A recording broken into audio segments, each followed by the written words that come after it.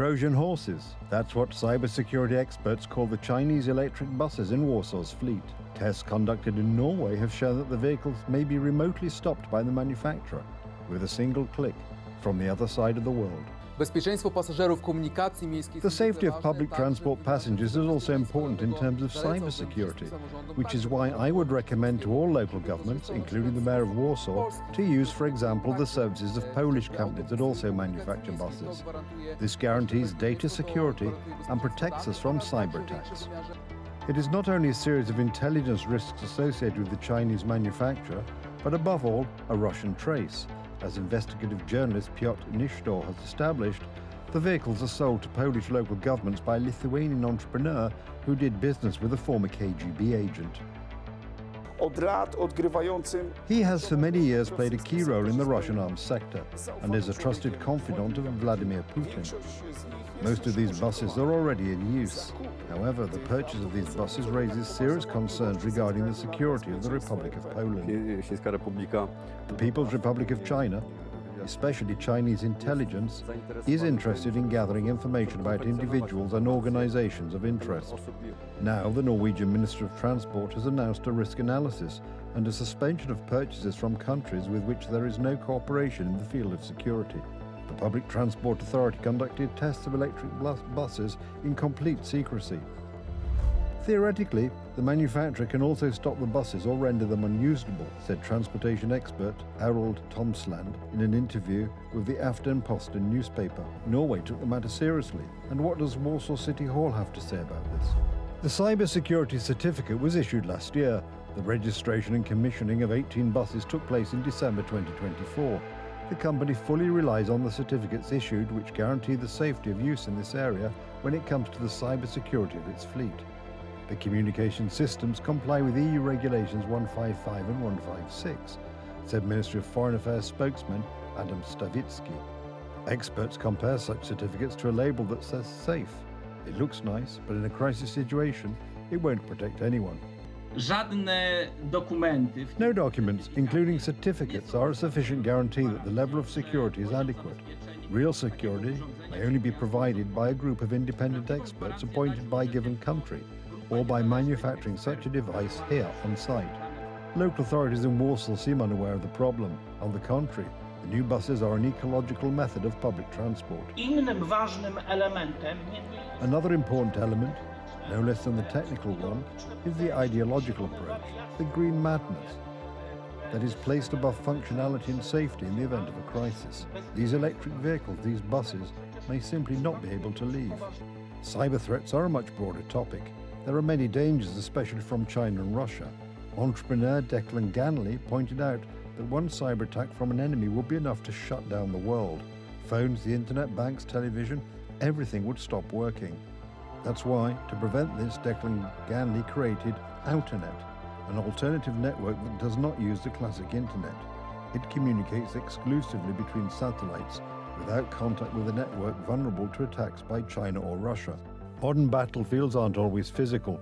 Shiny new electric buses from China may look pretty, but they also function as leverage for a country with whom relations could, hypothetically, rapidly and drastically deteriorate. In the worst case, a tool for the enemy to wield.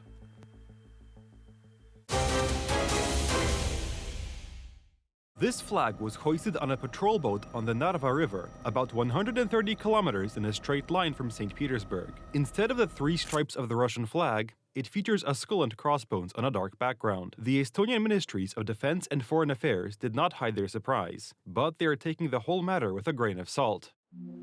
Is Wagner marching on Moscow again, or is it starting with St. Petersburg this time? It's hard to say. From our perspective, it looks as if the Russian border guards have already been annexed. Who knows?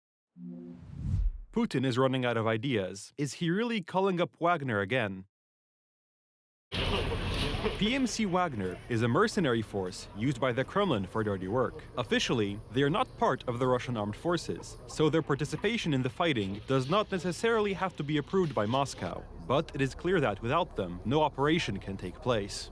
We are constantly receiving signals from Russia that it is ready to carry out false flag operations involving unidentified groups not directly associated with the Russian flag. So I would treat this as very dangerous. These opinions are indirectly confirmed by the Associated Press, which summarized documented Russian provocations since February 2022. This map shows that the Russian services are targeting virtually the entire European continent. This is a recording of the arrest of the leader of a group responsible for arson attacks in the UK on companies linked to Ukraine. The court sentenced him to 17 years in prison. During the trial, it was revealed that the man had been in contact with a supervisor from the Wagner Group to discuss further arson attacks and kidnappings. Meanwhile, Latvian authorities announced today the arrest of a suspect on charges of gathering information about the defense sector and passing on information about NATO forces in the country.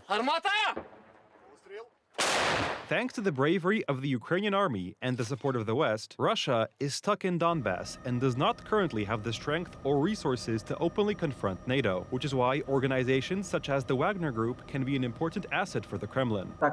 Such a theoretically rebellious group, which would be transferred to Belarus, could attack the Baltic states, and at that point Russia would formally cut itself off from the group and indirectly wage war against NATO countries. The West's response is to increase defense spending and joint military exercises.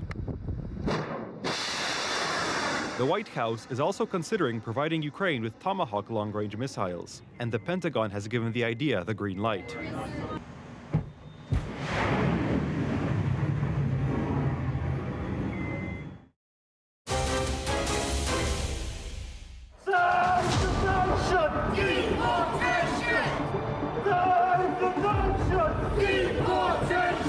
Britons, terrorized by Islamic immigrants, are organizing in cities and towns to voice their opposition to the migration policy of the UK authorities, which has led to a wave of violence. A week ago, the Irish, who have experienced the aggression of illegal immigrants firsthand, took to the streets. Now, the English are mobilizing. After Saturday's attack by a black-skinned assailant on passengers on a train to London, people are talking about a dramatic fight for their lives. I saw a guy in a white t-shirt. He just leapt out of his seat as if he was shocked, and obviously he was stabbed, but at that time I didn't know. And then everyone started shouting, "He's got a knife, there's blood." And obviously me and my friend were in shock because you don't expect this.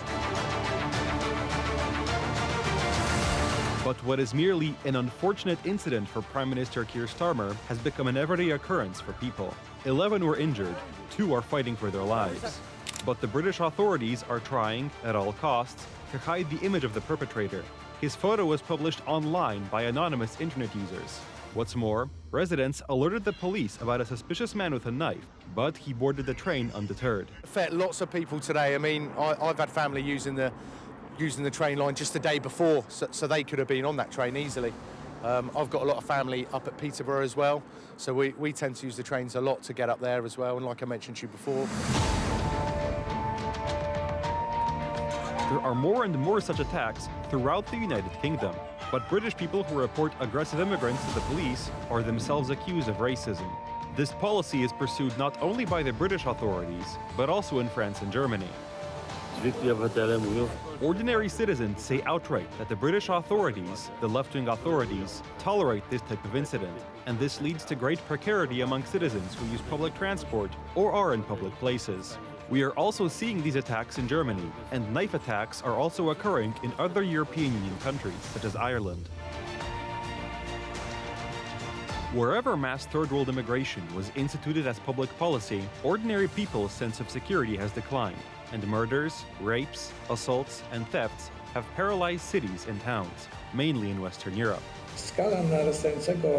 The growing scale of the threat is the result of a reckless policy pursued by the governments of these countries, which hide certain facts from the public, downplay the seriousness of the threat, and in fact tolerate violence on the part of these groups.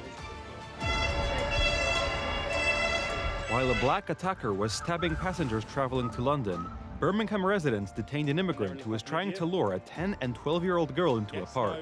The police tried to cover up the case, just like Spanish officers who covered up a crime committed by an immigrant gang from North Africa. It was only publicized by politicians from the right-wing Vox party.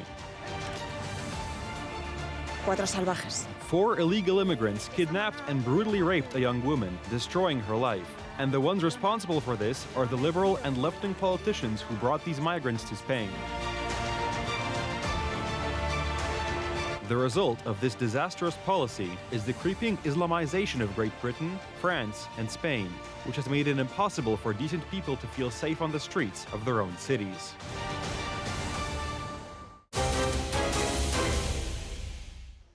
Riots and clashes with police broke out in front of the Serbian parliament in Belgrade when hundreds of protesters gathered to support a woman whose child died last year when the roof of a railway station in Novi Sad collapsed. The event centered around the victim's mother, Diana Hurka, who, in an act of desperation, began a hunger strike in front of the parliament building in Belgrade, demanding justice for her son and 15 other people who died in the accident. It's a disgrace for the Serbian police, a disgrace for the government. We will protest until the end, until all the students are released, until Vučić announces elections and those responsible for last year's tragedy are brought to justice. The demonstrators chanted the name Diana at supporters of Serbian President Aleksandar Vučić and the police officers standing behind the column. They blame the government for the collapse of the building and point to corruption and nepotism as the reasons for the negligent construction of the station roof. I see the solution to the problem in overthrowing this mafia regime. I don't know when that will happen. I know for sure that Aleksandar Vučić has entered his own minefield, and in a few days he will step on his own mine, which will blow him up. We cannot allow him to blow up the whole society. Supporters of the government set up tents in front of the parliament to prevent opponents of the government from approaching the building. The authorities want to divide the nation. There will be 2 Serbias, one on one side and the other on the other. I just hope there won't be any bloodshed. An independent commission of professors, judges and technical experts investigating the disaster told the European Parliament last week that it had uncovered high-level corruption that led to low construction standards and the hiring of unqualified subcontractors. I think the authorities' behaviour is scandalous. A woman who lost her son is on hunger strike, which is the most radical measure, and the police are currently allowing supporters of the authorities to throw pyrotechnics at people and are not responding to it. The last weekend in Serbia was marked by anniversary demonstrations and marches. Novi Sad was lit up by thousands of tiny flashlights on cell phones as a huge crowd gathered on the banks of the Danube to mark the first anniversary of the collapse of the railway station roof.